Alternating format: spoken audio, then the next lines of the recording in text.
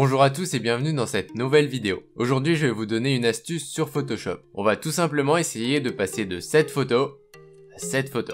Donc vous allez voir que cette astuce est vraiment très simple, mais elle peut faire une très grande différence sur vos photos. Donc on se retrouve tout de suite sur Photoshop. Donc pour faire ça, vous allez tout simplement ici dans l'outil dégradé. Vous allez ici pour sélectionner vos couleurs. Donc ce qu'on va faire, c'est qu'on va passer pour faire ici une couleur et ici que ce soit transparent. Donc pour cette photo, on va sélectionner du blanc, tout simplement. Et donc ici, ce sera transparent. Maintenant, ce qu'on va faire, c'est qu'on va créer un nouveau calque. On va prendre ici la forme circulaire. Donc vous avez un dégradé comme ceci, mais vous pouvez aussi faire forme circulaire. Donc nous, on va utiliser ça et tout simplement depuis la fenêtre, eh bien on va tracer notre dégradé. Et là vous voyez que ça change déjà nettement votre photo. Vous pouvez éventuellement augmenter la taille comme ceci. Et vous pouvez voir la différence assez énorme qu'on peut avoir. Donc ici j'ai fait la même chose mais avec un calque orange. Donc ce que vous pouvez faire aussi, c'est le déplacer. Tout simplement, donc vous faites bien attention que ce soit votre calque qui est sélectionné et vous pouvez déplacer le contenu. Par contre, vous voyez que ici, eh bien ça forme une ligne puisque mon calque de dégradé, tout simplement, n'était pas assez grand. Donc pour pallier à ce problème, ce que vous pouvez faire, c'est tout simplement créer un nouveau fichier. Donc vous faites un fichier assez grand, par exemple 10 000 par 10 000.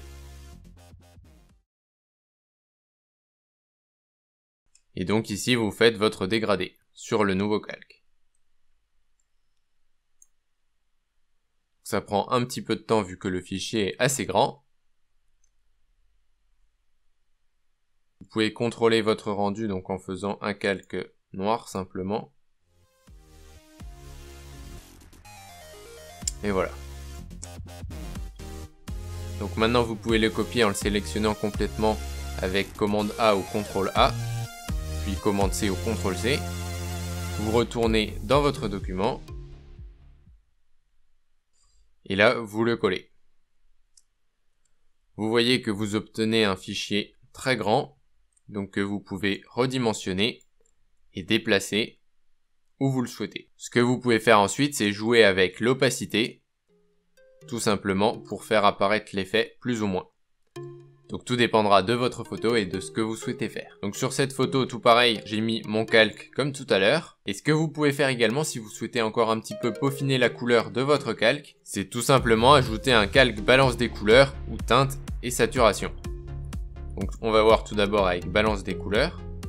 Donc vous voyez que vous pouvez réchauffer un petit peu votre photo.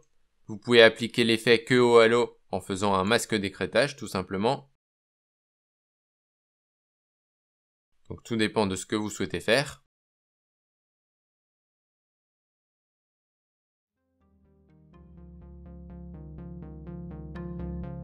Sinon, comme je viens de le dire, vous pouvez aussi faire un réglage de teinte et de saturation.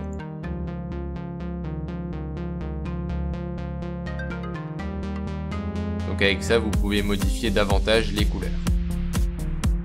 Vous pouvez également modifier la saturation et la luminosité.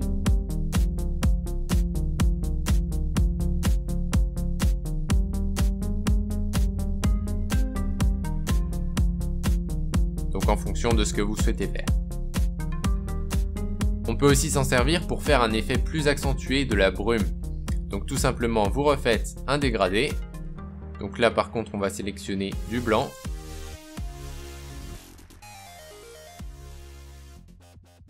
Et là, on va se mettre sur un dégradé linéaire au lieu de radial. Donc là, vous créez un calque et vous tracez votre dégradé. Et vous pouvez bien sûr, si vous le souhaitez, jouer avec l'opacité. Et vous pouvez également changer de mode de fusion pour obtenir d'autres effets.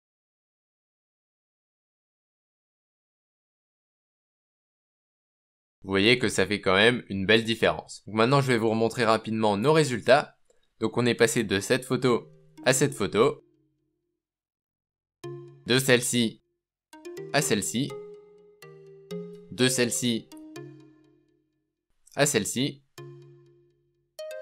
de celle-ci à celle-ci, de celle-ci à celle-ci, et de celle-ci à celle-ci.